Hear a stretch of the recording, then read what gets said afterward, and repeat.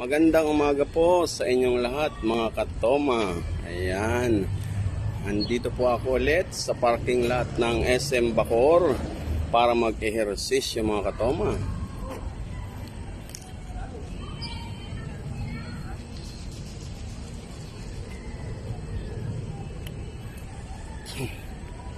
Lumiban po ako sa aking trabaho dahil po ay graduation po ng aking panganay na anak.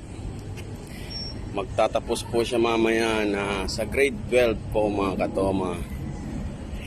Kaya hindi po ako pumasok ngayon.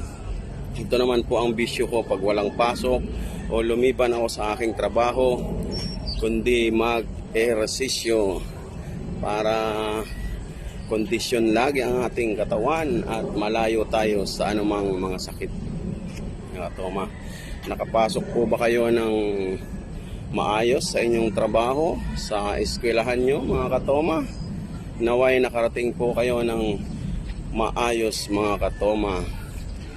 Kaya sabayan nyo ko, yung mga wala pong ginagawa dyan, ugaliin nating mag-ehersisyo sa umaga para maganda po ang ating kalusugan mga katoma.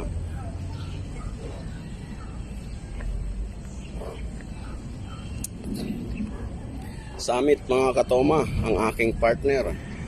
Ito ang lagi nating inumin mga katoma.